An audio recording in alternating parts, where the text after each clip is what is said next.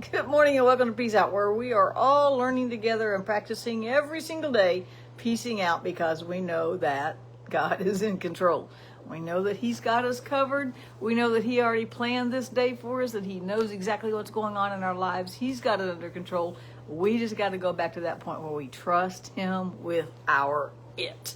Whatever our it looks like, right? And sometimes our it's can be so just full of stuff and anguish and sadness and gladness and weirdness and happiness and sadness, and it's a big mix. It's like you ever seen a conglomerate rock? This just a whole bunch of rocks that's got stuck, a whole bunch of little rocks got stuck together. Sometimes our lives feel like that. Maybe it's just me, but my life can feel like it's that, because there's good things, there's bad things, there's in between things, there's tons of things, and it's just sometimes it feels like it's just this big mix of blah. What am I going to do with all of this? That's why that's where Peace Out comes in, because we know we can trust God with it. As a matter of fact, I want to read a scripture this morning out of Psalm. I'm not going to tell you which psalm yet. I'm not going to tell you which psalm, because we read this psalm a lot, but sometimes we start at the other end, and I'm going to start at the end of this psalm and listen to what David says. I trust your unfailing love. What a powerful declaration. I'm going to trust you, God. I'm going to trust that you still love me. I'm going to trust that you still have mercies for today. I'm going to trust everything you put in place is still in place. I trust your unfailing love. I will rejoice because you have rescued me. Have you ever been in those situations and you know there was no way to figure it out yourself, and then you find yourself on the other side going, God had to have done something, because I don't know how. I did not know how I was going to get through that, and I'm looking back and I'm still not sure how I got through it. I know God has rescued me out of trouble today, right? He also said, I will sing to the Lord because He has been so good to me. We could make a song out of that or a poem out of that. I actually wrote a poem a couple of days ago. Anyway, so that's good to be writing that again, right? He's like, I trust your unfailing love. I rejoice because you have rescued me. Past tense. Already did it. It's done. He's not believing you're going to do it in the future. He's like, you have rescued me, and I'm going to rejoice in you. I will sing to you because you've been so good to me, Lord. I love this has two verses, and this psalm only has 6. So that's a third of the verses he has spent just praising God and thanking Him for all He has done. Now here's the flip side of that. The psalm starts out, and now I'll tell you, Psalm 13, one of my favorites. Brian Dorkson wrote this psalm into a song, and I was actually singing it this morning and praying it this morning. But it starts out like this: Oh Lord, how long will you forget me? Forever? I love that, because he ends this psalm with you've already rescued me. So he made that switch somewhere in the middle of his anguish, the anguish of his soul, but God has rescued me. But God has taken care of me. I will trust Him, right? Yet he starts out this song, how long will you forget me? Forever? I love this gut level honesty that God let be in the Bible, because we are sometimes told we can't be that gut level honest with God. But I think until we get that to the place where we can be that gut level honest with God, do we have a true relationship with Him? Until we can pour it all out there and go, okay, I don't even like how you planned this, God. I don't like how this is turning out. I don't like how this is going, and I don't know what to do.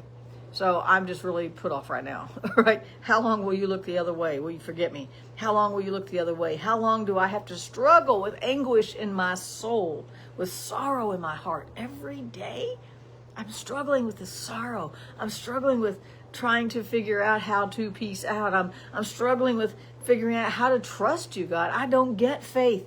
Maybe you're in a place where you're saying, I don't get faith, because faith goes against everything I see with my eyes. And we measure everything empirically by the 5 senses. What I can see doesn't look like faith. What I feel doesn't look like faith. What I hear doesn't sound like faith.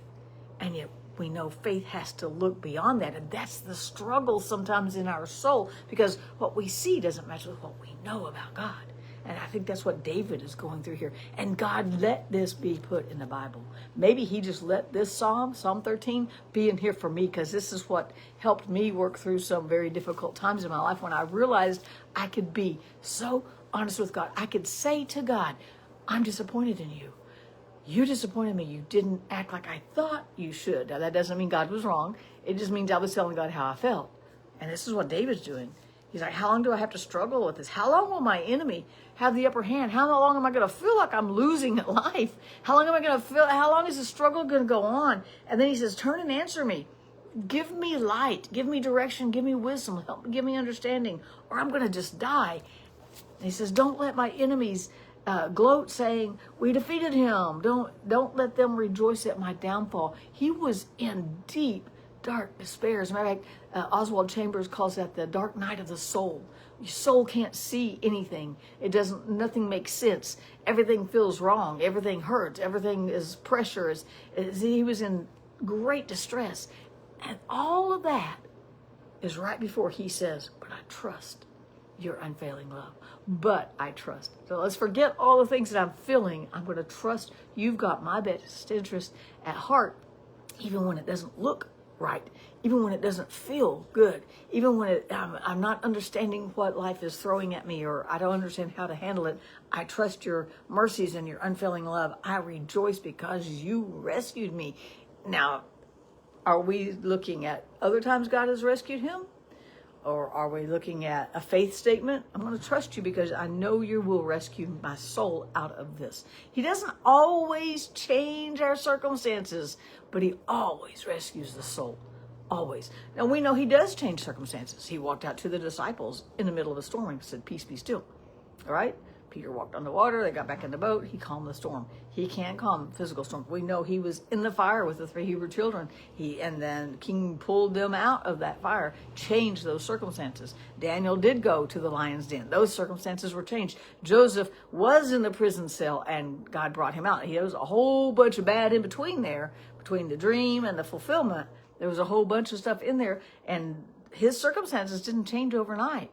But Joseph learned that he could trust God because we know he trusted God because of his attitude in the end, where he said, God brought me here. You meant this for evil, but God turned it around for good. And David's saying basically the same thing here. I'm going to rejoice because you have rescued me. I'm going to trust all those other rescue missions you came for my soul. I'm going to trust that you're going to do the same today. I'm going to sing to God because he's so good to me.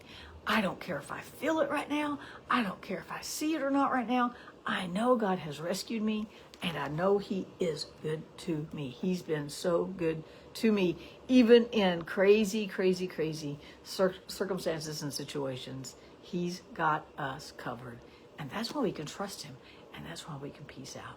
Because no matter how much anguish is there, no matter how much pain, God doesn't say, well, I'll come back tomorrow and see if you're better. I don't know. I can't do this, right?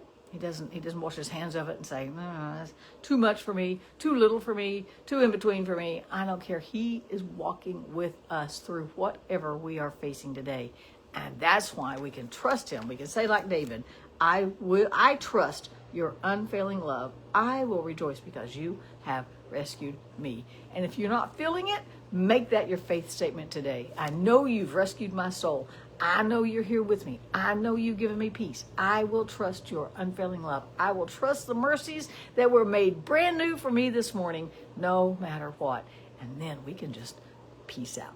Peace out, you guys. Hope I said something made sense. I'll see you bright and early Monday morning.